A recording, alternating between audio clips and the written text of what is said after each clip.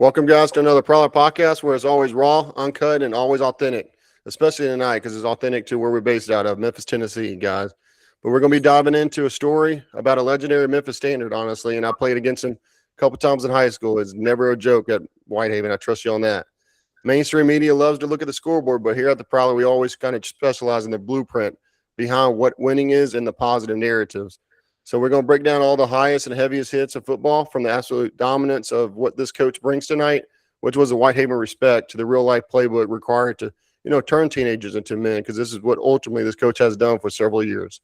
But we're going to be talking to him about he's a hometown icon to Memphis, Tennessee, because he's won 2 state championships at the 6A level, and he also built a culture that was surrounded by accountability, securing hundreds of college scholarships for his players, and also using a strict code. Use football to further your education.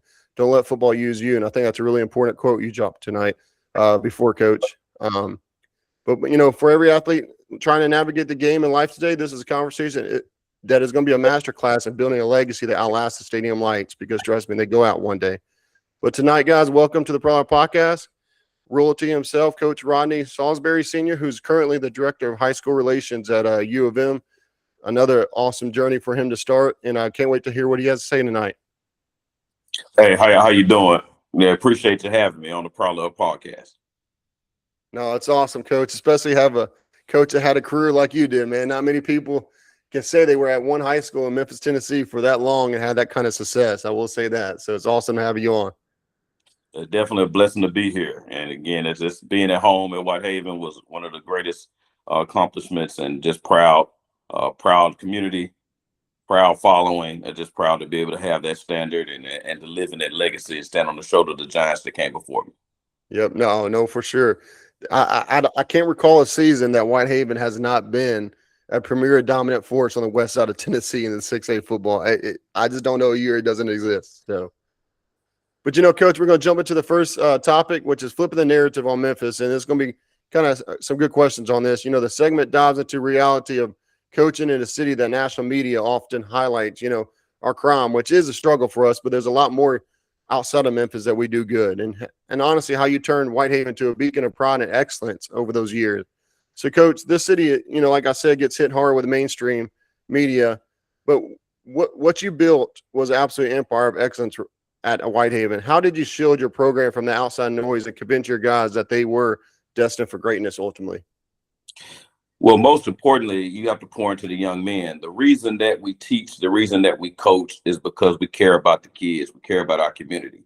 So one, letting them know that they have value, being able to pour into them. And all the kids come to you with all types of different things that are going on in home life. You never know what's going on, but all of them as kids have potential.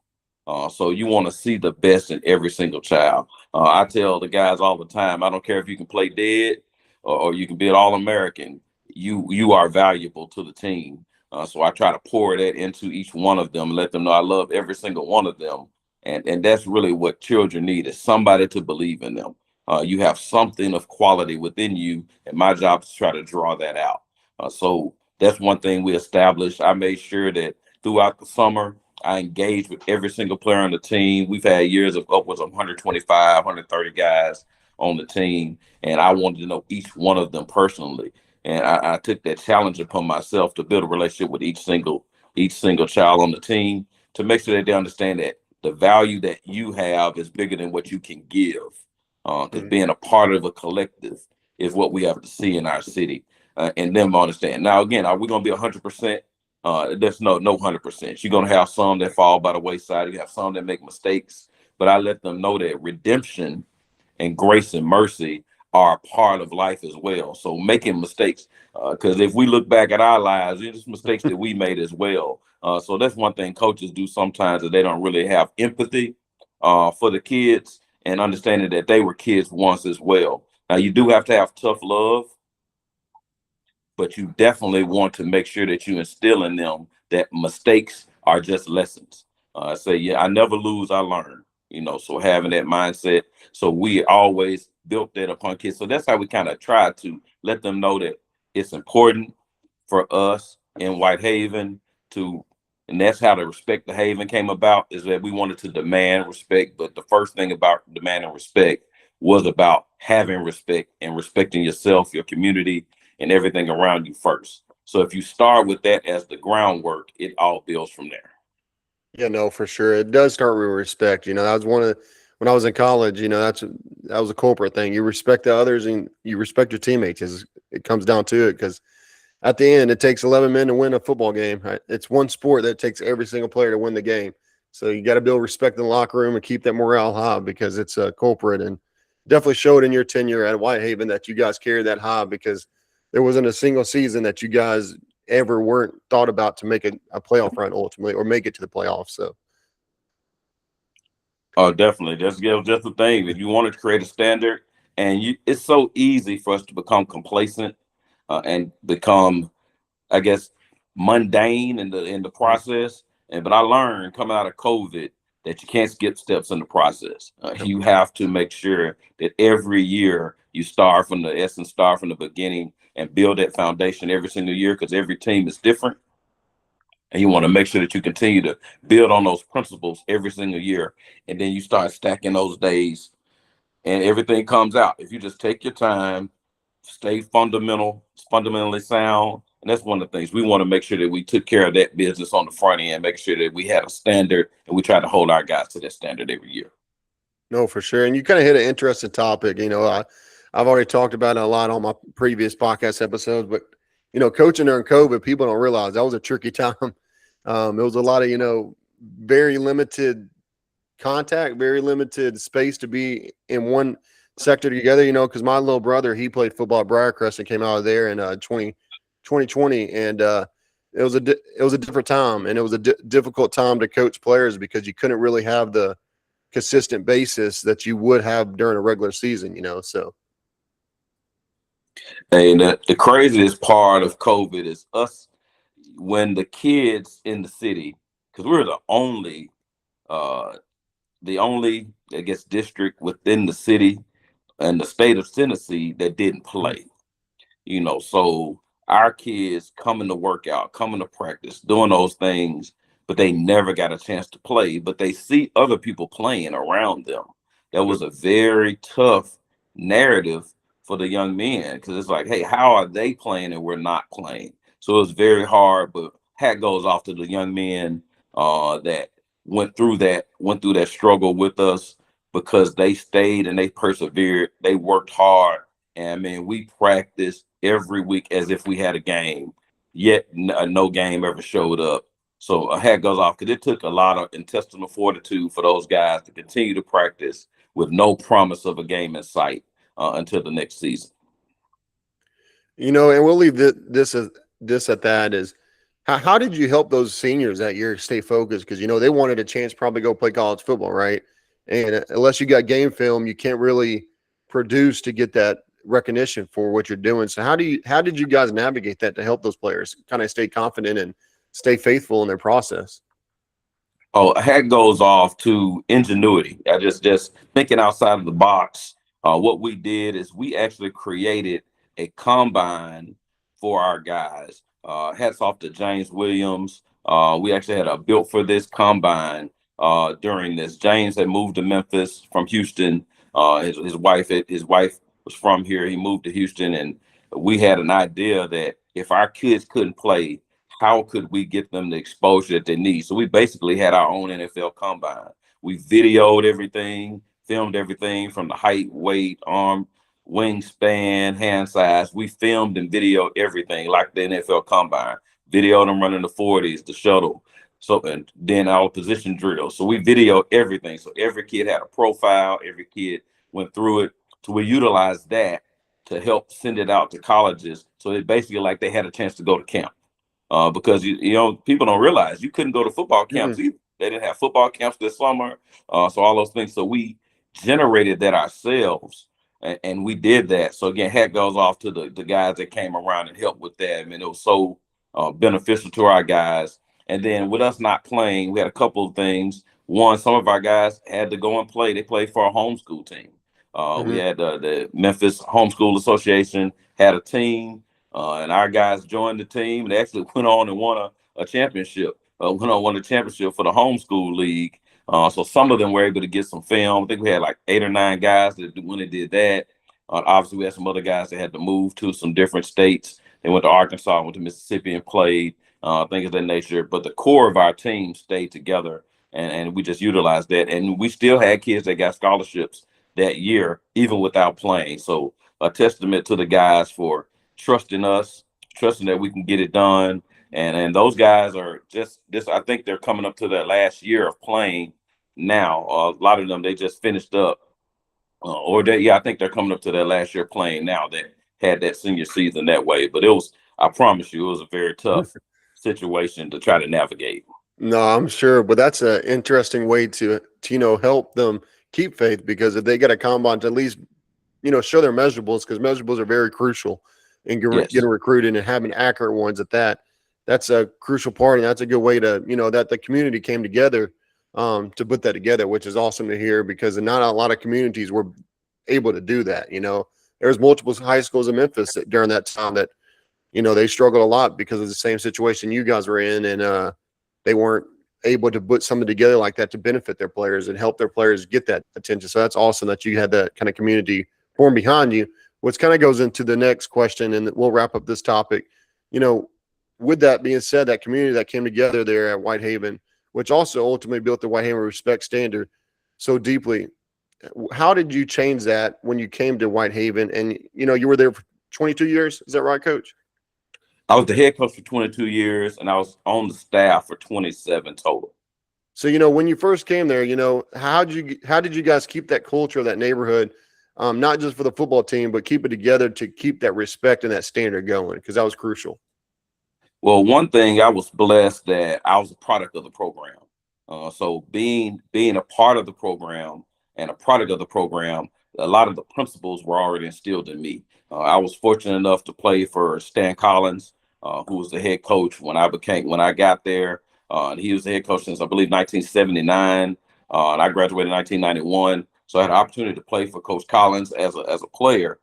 And he built that foundation for us about using football as a vehicle of change, using it as a means to an end. So that all those principles were instilled in us as players. So coming in on the staff as assistant coach, it was just building upon that. I started working under Dr. Vincent Hunter, who's Dr. Vincent Hunter now, who's the principal of the school currently, but he was the head football coach at the time when I started in 1998. And then when he moved on and to start in administration, Maurice Harris, one of my best friends that graduated with me as well from Whitehaven, he became the head coach, and I stayed on under him.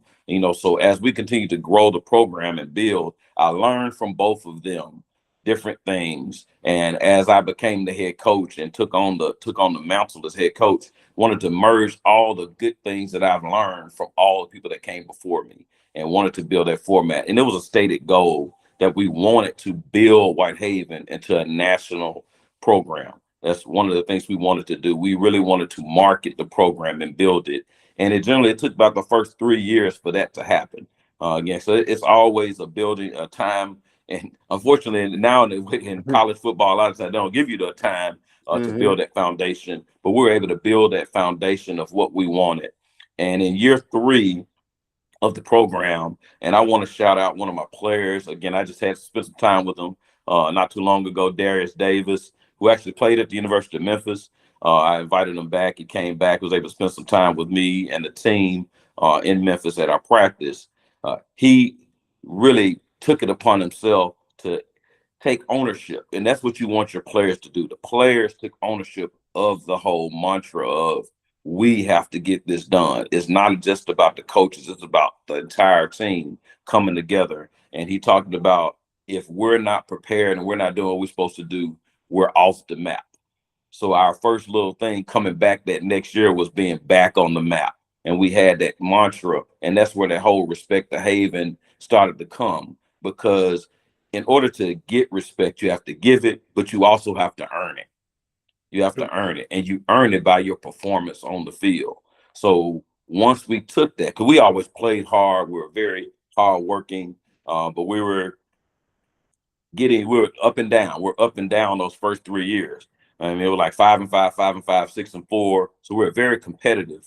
So the first year we started off like gangbusters and then didn't end well. The second year we couldn't get out our own way. It was like just back and forth, back and forth. And then that third year we started off in the hole. We lost a lot of games, but then we finished so strong after Darius had a team meeting with the entire team, just talking about us taking personal responsibility. So once we did that, the rest was history. I believe the next, man, maybe after that, the next 10 to 15 years, we won almost 10 games every year, 10 or more games every year for the next 10 to 15 years, which is crazy to think about, that having that stretch, that long of a stretch of success. Because obviously you only get 4 years to play high school football. So it's a lot of players and a lot of players that helped put that together. But it started with the foundation of personal responsibility, everyone taking pride in it. And the Respect the Haven mantra took over the whole neighborhood. We wanted the whole community to understand that we represented them, we represented our school, we represented our city, but it started with that community. And Whitehaven community, I say, is the greatest community in the state of Tennessee, because we believe in what we do. We take pride in being a Tiger. We say once a Tiger, always a Tiger, a mantra that we also take to the University of Memphis, because you want people, once you're a part of the program, you're always part of the program. I had the luxury of having a great staff of people, and most of my coaches were former players, former teammates, all those things, because it built a different bond, because we had gone through those wars and trials together. So it was very beneficial for us. So that's how it was built. It was built home. It was built with a home base in mind, of taking pride in what you do, pride in your community. And I think that's the blueprint that we need to have even all the way across the city, is everyone in each community taking pride in their community. And then the pride of the community goes overarching into the entire city, because Memphis is a great place. Despite all the narratives and all those different things, Memphis is a great place. It's a melting pot of a lot of different people, but socioeconomically, that's what we have to focus on, because opportunity is what people need. We need finances, opportunity, and the opportunity to succeed in life. But I believe in our kids, and if our kids get the exposure that's necessary, there's nothing that our kids can't do. I just going through it. I don't know if it was time for that or not, but I'll leave that for the next section. I think we got next section where we just talk about building men and things of that nature. But I've seen so many great kids come through our program, and they can reach whatever heights that you want. Doctors, lawyers, all kind of things through the sport of football, if you just pour into them and give them the opportunity to have success. Well, I'll tell anybody this, any sport, but specifically football, is one sport that don't matter where you came from, what your background is, what your religion is. Once you hit that field together, or once you hit that stadium together, nothing else matters but cheering for that team, typically, right? And it's one of the most magical things. But, going to the next section, I want to hit on this, which is about building men, not just stats. You talked about that team leader you had early on in the program. And I don't think people realize, when you have a team leader that steps up in the locker room, that leads your locker room, how important that can be. Because, I didn't have that my first 2 years at college, and it took a coach change to get it going. And once we did get that team leader and that guy that kind of spearheaded the team, it changed the whole dynamic. And I think that's crucial, because if a coach is close enough with his players and is more than just a coach to his players, first off, because there's a lot of coaches in this world that they just coach the game. They don't really pour into the kids. And you can see that in the way they act on the field and off the field, right? Yes. When you pour into the kids, you form that bond. Like my football coach that I had the last few years at where I played at, we still talk to this day. Every day we talk. One of my former players from Bolton is now the head coach there at Bolton. We talk constantly, and it just a cool way to. CJ. Yeah, he was on the podcast about a year ago, actually, and CJ Marshall, he's an awesome guy as well, building something good. Bolton took quite of a shakeup in that rezoning, but it's honestly good to see him kind of putting them back on the map in a way, and seeing him build his own program from the ground up, because that program ultimately is being built from the ground up.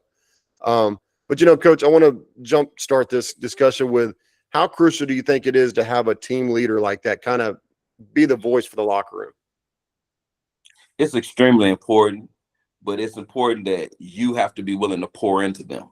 Again, leaders are born, So it's in them. A lot of kids have the innate ability to be leaders. And sometimes it may not be the sharpest one that ends up being a leader. Because a leader is whoever has the influence, whoever can lead the locker room, who people are going to gravitate to. Like as a coach, you can have your time and you can spend time and meet and you can name somebody a captain. But the captain of the team is who the players follow. So if you don't have anybody following you, even though you have the title of captain, it doesn't mean much. So you got to be very careful who you stand up in that room and say, hey, these are the leaders of the team. And we've had those moments where we make sure that the guys that are up front are the guys that are doing the right things for the right reasons.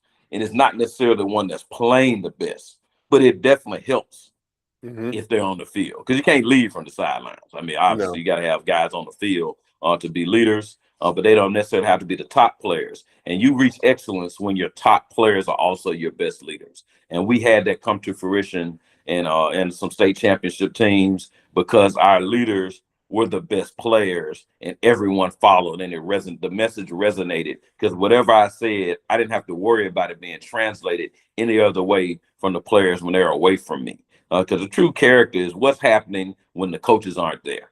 The character of your team is what's happening when you're not around the players. What is going on? What are they talking about in the locker room? What are they doing on the field? Can you leave practice and they still maintain practice? All those little things happen. So it's ultimately important to galvanize, but make sure that your message is clear. So coaches, make sure you have a message, because that's even in your marriages. And no matter what you have, if you're not Everyday leading life. anybody anywhere, nobody's going to follow you. So you got to Correct. have a vision. And if you don't have a God-inspired vision to lead people somewhere and you don't have any direction, you have no hope of leading them to victory because you don't have the direction yourself. So I say always look inward and start getting a God-inspired vision for yourself, and then making sure you can explain it and articulate that to the players that you have, but most importantly, start with the coaches to make sure that everybody's messaging is the same. No, for sure. And I think, you kind of hit on the head, but I see a lot of coaches and they always question, why does their players act the way they do? And I'm like, well, look at the way you act, coach. They're No going to doubt. mimic. They look up to you, whether you believe it or not. And especially, I've seen it in a lot of ways. And, living in Memphis, in a city like Memphis, which is cities like Memphis all across the map, Chicago, St. Louis, and a lot of them, a lot of these players, that's the only person they have to look up to. So set a good example for them. That's what I tell a lot of them. When an athlete's looking for a college, a lot of athletes that come from, a Memphis city school, they ultimately look for a coach that forms that relationship off the bat in their recruiting journey. And I think you can hit on that now as well, since you have the U of M now, because when these players come to college, sometimes they haven't had the proper coaching, but also they're kind of raw and undisciplined in a way, because they don't come from a structured home. They don't also come from a structured program, but they're talented as heck across the board in every which category you can imagine. Oh, definitely. So one of the things I always say, in order to be a man, you need to see a man. So one of the things is you as a coach have to be a window, or, just be the window to what their future is. So you have to make sure that you're living right. You're doing the right things, that you can show them what you will be in the future if you apply yourself. So being a positive role model yourself is important. I want to make sure that, let them know that, hey, I've made mistakes. We've made mistakes, but here where we are now. Hey, I am a good husband. I'm trying my best to be one. I'm a good father. I'm trying my best to be one. To know that we're not infallible, but we're always striving to start off with family first and all those things. So if they see that in you, they see that it's possible. Because we do have broken homes, but we do have a lot of strong families as well. And that's one thing to say, hey, it takes all of that. And you want to make sure that we have both sides of that, and letting them understand that if you see it, you can achieve it. Yeah, no, for So sure. being a positive role model for them, you have to make sure that you can show them and visualize it. And that's the blessing now at University of Memphis with Charles Huff. That's one of the things and I know we'll hint on that as well. But having a positive role model as a head coach makes so much of a difference. And also, I'm blessed to be in the situation I'm in now. Just grateful to be under the leadership of someone who we see things the same way. His vision is my vision, or I have the vision that his vision is what I see as well. but because we're trying to build men through the game of football. And you see the fruits of it. And I'm excited about the success that we will have on the field, because you have to believe that you're going to have success in order to achieve it. No, for sure. And it's always good to have that mentorship because at the end of the day, you're grooming men to go out in their career or their profession if they make it to a professional league. And it's an awesome thing when you see your fruit prosper ultimately, and Oh, definitely. it's a rewarding thing, and one of the things here at the Prowler we specialize in is after a player either comes to a recruiting service or they get on NIL service, we always give them a chance to come on to our podcast to talk about their journey and things, because a lot of them love to open up about it and just talk about it. And not many people give them that voice, and it's often good to see these athletes give that voice. Like we actually were given the privilege to have Dante Horn, a basketball prospect out of Memphis that played at Prairie View this past year and took him to March Madness first time. But we had him on the podcast, and then we were able to get him nominated for a proclamation from the city mayor. And just to see that kid's reaction to being able to actually receive that, because the news channels all denying him of coming on during March Madness. None of them wanted him on. I'm like, so y'all rather spotlight the crown that keeps going in the city, but not an athlete that made it out of here and actually is prospering, is taking his team to the first March Madness in a decade there, I think it was. And it just blew my mind. But huge shout out to Paul Young for being able to do that for him, because I mean, he has it pinned on his story and his Instagram page. I don't think he'll ever take it off. So it's an awesome thing. Definitely. So that was one of the great things, and that's what we try to do here at the Prowler. We try to make a difference not only in recruiting, but also in their real life. And that's why we have a counselor that's part-time on our staff. And if a player needs, any kind of counseling, academic counseling or something like that, just to talk to, ultimately, we do provide that and let them opt into that service with us. And it's open to a free service as well. We do have a free package for athletes as well that come from a family that can't afford it. And there's a lot of those families nowadays as well. And that's what we recognize. But that package is also available to them for free. And it's been a good thing to see because these kids love it. They love to be able to open up to someone outside of school. And it's crazy to hear this. And I think this is an unbelievable thing, because I had a guidance counselor at my school and they were always open doors. I think we had 4 ultimately when I was there. Some of these kids say they don't even have a guidance counselor at school, and that just blows my mind. So they don't got no guidance ultimately and academically. And I'm like, so who's helping you pick your classes? Oh yeah, it's tough. And what one thing I wanted to piggyback on what you said is what's celebrated gets repeated. Yep. So if you celebrate success, people are going to see more success. And unfortunately, we spend so much time getting exposure to the things that are negative. Those negative things get repeated because you're inundated with all this negative news. So we have to find a way where we're infusing positivity into our city, and it will get repeated. People want to be celebrated and they want to be congratulated. So as a coach, you need to be very careful who you spend your time with. Yes, you have to address the issues. You have to address the problem children. You have to make sure you do that, but make sure you celebrate those that are doing well. Because if you celebrate the ones that are doing wrong, the other kids are like, if I want to get attention, I guess I'm going to do something wrong, because those are people that are getting attention. So you have to be very careful and make sure that you celebrate the ones and spend your time. Make sure you spend 80% of your time on the ones that are doing it right and 20% of the time on those that are doing it wrong. That 80-20 principle. Because a lot of people get that flipped and they spend so much time focusing on trying to fix the ones that are broken instead of putting all the energy into those that are right. And the others, after a while, that 20% wants to be a part of the 80%. Yep. So they'll start doing right because they see doing right gets you more benefits. Yeah, no, 100%. And we'll leave it at this and jump into our spotlight tonight. But I wish the news stations will realize that, because I'm the biggest critic of the Memphis news stations, I'll be honest with you. Because when you only give 10 minutes to high school highlights each Friday night, that's not enough, guys.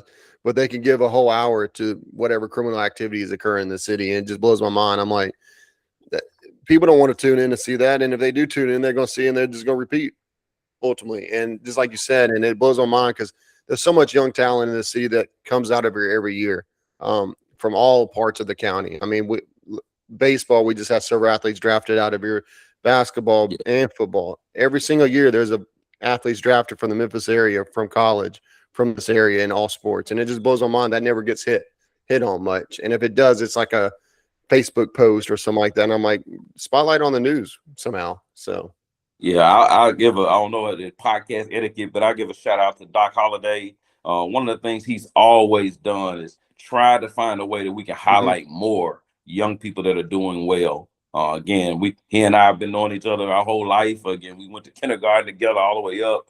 But he's always had a mission of highlighting Memphis, and wherever he was in the news stations and all this stuff, it is his current job now in Channel 5.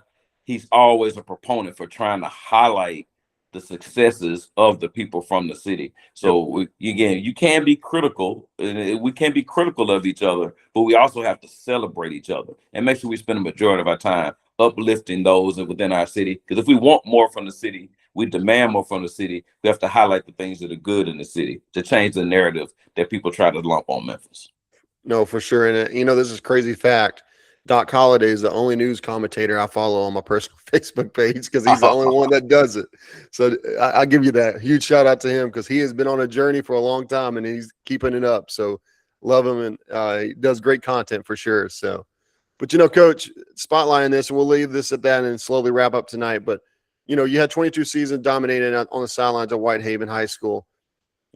Now that you're shifting into the role of a director of high school relations and player development at the University of Memphis, what is going to be the biggest eye opener for you making the leap from high school head coach to the collegiate level ultimately? The biggest thing is just the attention to detail. Because there's so much more time that's spent, so much more time that you have to spend focusing on the game and focusing on football. But we have to understand that still we're trying to build men.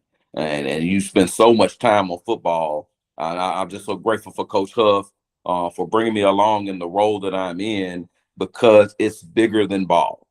And we have to understand it's bigger than ball. These are football players, but they're humans, and we want them to be good men. So we're trying to groom these young men because we need young ladies that can grow up and have men that can marry. Yep. These men that need to be fathers and husbands. And let me say that in proper order: husbands and fathers, so that we can have them. So we want to make sure that we are building that into them by showing them the principles that they learn within the game of football apply to life. And one of the things I say in my role as player development is I'm trying to prepare your son to learn things that he can have success with the game of football, within the game of football, or without the game of football. Because some of them will be able to have success with the game of Mm-hmm. football. They are going to make it to the NFL. They are going to have professional careers. Some may be able to work within the game of football. There are so many careers that are within the athletic realm. It's mind-boggling. It's how many people have jobs surrounding athletics. So you can Yep. find a way to stay around the game, stay in the game without playing the game. And then there's so many people that have so many desires and wants beyond the game of football, where football is just a vehicle to get them the education that is needed so they can be professional in whatever career choice they have. So my job is to help them navigate that. So it's just kind of taking what I've done on high school level and putting it on steroids of now we're at the next step. We're trying to get these guys to matriculate through high school and get to college to expand their horizons. Now I'm at the collegiate level, and under leadership that we're in now with Coach Huff and the whole development, the whole coaching staff that we have, is now we're bridging that gap, because now they're getting ready to go to the start of adulthood to manhood and being able to be on their own and just become pillars in their community and helping their process. So it's just, again, I just know that transition is there. So just learning on the fly, but it's something that I've always done. I've always been uh, inspired by, is helping young men change their lives through the game of football. So now I'm just be able to focus on that as opposed to the X's and O's. I'm focused on the lives and hearts of the young men who I encounter every single day. No, that's awesome. And no, Coach Huff is one of the first coaching hires in a minute that I was excited about for the University of Memphis, because there hasn't been a stop that guy's been to as a head coach that he hasn't left a significant imprint on in a year or two. I mean, look what he did with Marshall. Marshall wasn't on the map, and then he all of a sudden turned them around and almost had him at back-to-back 10-win seasons. And then he comes to Southern Miss, which this is a mind-blowing stat, but they only had 2 wins, guys, a year before he came there, and he took them to 11-2 last year. So just remember that in mind. So he's a impressive coach, and it's going to be impressive to see what he does this year. We're definitely excited, man. We're along for the ride. We're going to do our part, and we're all trying to row the boat in the same direction. And our Yep. job is to close the gap because Memphis has had success. And when you focus in Memphis, you can have success in any athletic endeavor and just in anything you do in life. So Memphis has been very good. Our job is to be great. And now let's close the gap and let's have the ultimate success. Get into the college football playoff, move into a Power Four conference. All those things are goals and aspirations that we have as a program because Memphis deserves to be at the highest level. In order for us to get there, we have to demand the highest level of performance by our young men currently today because you have to see where you want to be and you have to fight to get there every single day. So I'm a champion of it. I'm going to echo the message that Coach Huff has that we're trying to close the gap. We're going to do whatever it takes to suffer well through the process and get to the other end of it and get to this college football playoff, get to a Power Four conference, all those things that our AD, Ed Scott, Dr. Ed Scott, that he's imploring, that Memphis is a special place and everything that we want can be done right here in Memphis. No, for sure. I mean, last 2 seasons, it was a fingertip away from being in the college football playoffs. I mean, last year it was a roll, and then they come and stumble their foot. I can't remember if it was against UTSA or someone that was not known. It was UAB. UAB, that's right. That's right. And it was not supposed to be a loss, and then they turn around and lose that game, and it just started like a kind of a fumble effect after that, and they were in the playoffs. They were ultimately going to be a 10 or 11 seed from what the word was, and it had the city hype for sure, and it was going to be awesome to see. But I think, just seeing the guys we got out of the portal this year and the recruits you kept within the city of Memphis and outside, and it's going to be a magical year, I got a feeling, because there's a lot of talented players that you guys brought in. So, but we're definitely excited about it. Go ahead. Oh, you're good. I want to hit on this right before we leave the spotlight is, homegrown talent in Memphis is crucial, and it's a big city.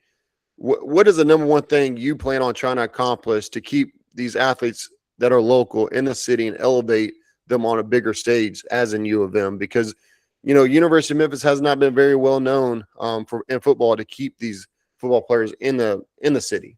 So how do you plan on doing that or trying to bridge that gap ultimately? Well, the biggest thing is relationships.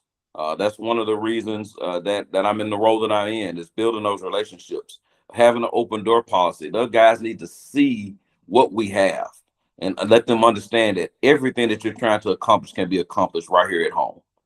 We feel very, very, very firmly that we can build at home and then go out and get players, but the players have to be willing to come home and let's get it done. It may take a little sacrifice at first because we're not where we want to be yet with all the NIL and the things and the different support, but we're on our way. I'm a firm believer in Dr. Scott and the vision that he has for our athletic program in general for the University of Memphis, that we're on our way to the Power Four conference. We're on our way to getting all the rev share and the revenue sharing that was necessary to compete with the SEC, the Big 12, the ACC, and the Big 10. So if we can get the resources to make us competitive, we can do the same thing. So we want to make sure, and we're on that, we're right there right now. So we want the players in Memphis to know that we have the ability to stand up with those guys and compete with them. And you can get everything your dreams. You might sacrifice on the front end, but the back end is going to be so much greater because we're on our way to getting that support. So just give us the opportunity. So my job is to go in with the high school coaches, let them know we have an open door policy. Bring your players over, bring yourself over, learn how to grow the game, learn how to develop your players, learn how we do things so you can let the kids understand that we have a successful program right here in the city. You don't have to go anywhere. It's right here for you and you can accomplish it. And letting them know that the legacy of University of Memphis is strong. We have a great group of homegrown talent that have gone on and done great things in the NFL and in life. So letting them know that you can build it here. So our job is to go reach back to the alums, the players that have played here before, the ones that are from Memphis, those from outside of Memphis, the alumni pouring back into them. But then just letting these young men know, again, we're in the good fight with a lot of the top players because we built relationships. And our job is to keep building it right now. And it starts early. And I know it's a tough thing sometimes to start early because once you start getting attention for the younger guys, other people across the country, give them attention as well. But we're all right to compete with those because we have everything we need. We want to just keep developing it, but it's going to take investment. It's going to continue to take continued support from a whole administration, which they've pledged that they're going to do it, and we see it. We see the investment in the program, and we see the direction that it's going. So we can compete, and we can get our great players that are within the city of Memphis to stay at home and build it from the 901. No, that's for sure. And I don't think many people realize Memphis is one of the best rev share group of five programs currently. I mean, just look at what's based here in Memphis, FedEx and AutoZone. That's two big corporations that are internationally known, and they do a lot for the University of Memphis. And look at the stadium upgrades you guys are getting right now. And what better place to play in basketball is a NBA stadium, FedEx Forum. There's two amazing facilities right there that not many players get, even at the power forward level, don't get the capability. I mean, in my opinion, the Liberty Bowl Stadium gives the Vanderbilt Commodores a run for their money. I mean, I know they just did a massive upgrade, but the upgrade you guys are doing is going to put you side by side with them, in my opinion. And so that's a crucial, point is retaining these guys is to have a good growth at home. And you guys are showing it. You're showing the investment. That's the most crucial part. And I think players are finally seeing that. I mean, you saw the two big commits that stayed in basketball from the city of Memphis that stayed here. Fred Smith Jr. and the other guy that went to play prep school. I can't remember his name. Fellow Jackson. Yeah, Fellow Jack. Thank you for that, Coach. And so that's an awesome thing to see. It's awesome thing to see those guys staying here in the city of Memphis. So it's going to be exciting to see them on the basketball court. So, hey, again, I'm a Memphis homegrown person, so I'm a Memphis basketball fan and Memphis football fan. Again, growing up. So the Memphis teams were great. We had a whole team full of Memphis players. Again, I spent some time with Coach Hardaway, the white boy, and Andre Turner, all those guys. I spent some time with them earlier today, just seeing what we have. And we have 5 local players that are on the basketball team now. Just that camaraderie that we build. And then that's the one thing we want to have also on our football team is we want our young guys to stay at home. And we have that. We have 2 local commits currently, and we want to continue to build upon that. And we're in the good fight. Again, we have some great players that within the city. Just give us the opportunity to make Memphis your home and represent the city. Because we're talking about name, interest, and likeness and getting somebody to get behind you. What better way to get people behind you than having the hometown people behind you? Because they already know you. They already know your name. So you're able to broaden your appeal, broaden your reach, broaden the exposure that you have for your NIL, for your name, interest, and likeness to get bigger sponsorships and things of that nature. So you definitely want to have that opportunity at home because it helps you out tremendously. No, for sure. No, that does it exactly. Especially when people know you, they're more willing to do it. I can trust you on that. So most definitely. But Coach, we always wrap our podcast up with a podcast poll question, and we wanted to ask you this: with you being a Memphis high school athletic, big name in the scene the last few years, what do you think is the biggest hurdle we have to clear to get that Memphis standard back to the top? Ultimately, is it the lack of consistent coaching and mentor retention? Is it the lack of the rise of transfer culture over program royalty? Because we're seeing a lot of players transfer within the Memphis area now. Third is growing economic disparities and resource access, or is it the last one, a disconnect between the community support and school programs? Well, that's a tough one. Well, you threw a tough one at me there because it's a microcosm of all of those things. But first and importantly, it starts with having great leadership and coaching.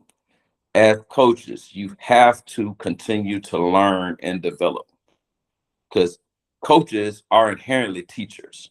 So if you're not developing and teaching and growing your players, you're doing the young men a disservice. So my challenge is to the coaches is continue to learn the game and study the game. And you can't study the game just by sitting and thinking that you know it all right now. You have to be willing to learn. So going to coaching clinics, going to conventions, coming to visit us at the University of Memphis, spending time in the coaching meetings, spending time at the practice field, learning. So always seek to expand your knowledge base because you are the window for the success of those young men. So the more that you know, the more that you can deliver to them. So it starts with that foundation is that us as coaches have to be focused on development because nowadays in college football, there's no time to go get ready. You have to be ready. And it's upon the coach to develop the players to make sure that they are prepared. But then you have to have some sense of loyalty. Again, the transfer culture is here. I mean, it's here and it's apparent and it's going on. But someone has to stay and someone has to do the job. But I'm a firm believer that players won't leave you if you're teaching them. Mm-hmm. People don't leave environments where they're learning and the culture is captivating them and inspiring them to do better and be better people. So if you take care of your business as a coach and you develop an environment where you're building and developing players, you won't have to worry about the transfer culture because the players will want to be around you. They'll want to be around your staff. They want to be around your program, because we had several players. They may not have been the starter, but they still got the benefits. They still got the benefits of it, because it doesn't matter who starts. It matters what you do to contribute. And if you contribute enough on any successful team, you'll still have opportunities to go on and play college football, because we had a lot of non-starters that still got scholarships because they were contributors on a successful team, because college coaches want successful players. Now, again, now if you're not a starter, you may not go to the, you may not go to Power Four and all those things, but you can go to Division II, you can go to Division III, you can go to NAIA. There's so many levels of football that you can play in. So if you are, as a coach, can develop your player's skill set, they will have success, and then that'll take care of the whole transfer culture, because you are a good coach and you're demanding the best from them. Now, all of us need to focus on the resources. We have the resources. We just have to allocate them properly. Mm-hmm. The money is here. We have to make sure that it's being allocated to the things that we want. Again, everybody wants to say we're getting out the mud, but why we got to keep getting out the mud? And again, why we got to keep getting out the mud? Okay, it's cool, and we're getting, and that's the thing about getting it foundationally, that we making something out of nothing. All those things are great, but why do we have to keep starting with the mud? At some point we want some concrete, and we want to be able to build a foundation that we can start building up. So we have to make sure that we're building and putting the money into these kids, because it takes money to run a successful program. You got to have resources. So if you're successful, you want people to pour into it. And we want to make sure that we continue to do that. And again, within the city, we have so many schools that sometimes it's hard as a school district to funnel some of the money to the athletic programs, because we have so many schools that the money is going to get split so many ways. So the advantage is to the municipalities and things of that nature, because they have one high school, all the tax base can go to one school, things of that nature. So within the city, we have to be creative, and that's where the business community comes in, and we need everybody to pour into it and try to be the parent when the parents aren't available, because our parents are doing the best they can. So we want to make sure that we're going alongside the parents and making sure we're building. So the resources, things of that nature. So it's a tough question that you had right there, but I think it's a microcosm of all of that helps us. But as a coach, it doesn't do anything to collect a whole bunch of talent if you're not going to develop them as players. No, for sure. And you're right. It is a mix of all those. But I think you hit around the head. The number one is, got to be a great coach and a mentor at the same time. And I think that's a crucial one. And you did a well job at that. So, I mean, your quote that we spotlighted tonight is the use of football to further your education. Don't let football use you. And I think that's the most important quote I've heard from any Memphis coach in the surrounding area. So, and that proved in the fundamentals you built at Whitehaven. I mean, there wasn't a single time that you guys weren't fundamentally strong and sound across the board. It was impressive, honestly. Playing at Bolton when they were 6A, is we played you guys a couple times, and it was physical. It was physical, and it was clean though at the same time. So it was a good experience, but also great to have you on the podcast, Coach. And is there any last comments you would love to give the audience or anybody that's going to watch this afterwards? Again, Memphis is a great place. We want to make sure that everybody understands that you can stay at home, you can have success here, or you can come here from wherever you are and have success here. We're trying to build something great. Our city is great, sitting on the bluff. The Bluff City is great. You can rep the M. You can become a Tiger. You can be a Tiger for life, because once you're a Tiger, you're always a Tiger. And we want to make sure we understand that the community will surround us. And athletics is a thing that brings the city together. And in times like these, we need community. We need togetherness. We need everyone pushing in the same direction, because when the world wants to divide us, we have to come together. So we want to make sure that we understand that we're fighting the fight together, and we're going to build the city of Memphis together, and we're going to shine the light on what we do so we can help the city be better. So that's what I want to leave this with. And I know that's one of the things you're passionate about, is changing the narrative about the city. This city is great, and it can become even greater if we pour into it and we build it from within. No, that's exactly right, Coach. It starts with the upper chain, but it starts with the community as well. And it's proven, the Whitehaven community is one of the strongest in the Memphis city, and they pour into the athletic world, and it's proven because that community has stayed close knit for so many years, and their football program and basketball program as well. Can't forget about that program.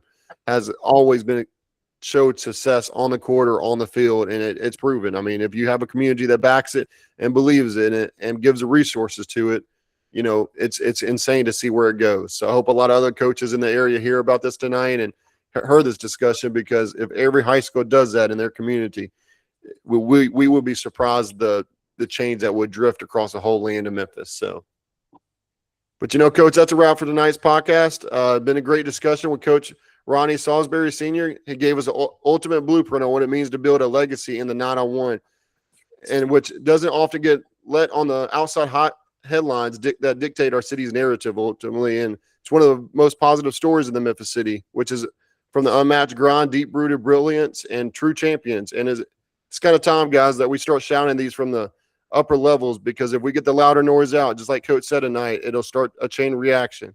But at the end of the day, guys, when we start highlighting the gold instead of the dirt, we show the next generation exactly what is possible right in front of our own backyard. So let's start celebrating our own victories, our own leaders, and our own community, because if we do that, Memphis will be one of the greatest cities, as they mock us that we're not in Nashville. We are in Nashville. So Prowler up, guys, and we'll see you guys next week. Yeah, we're bigger than Nashville.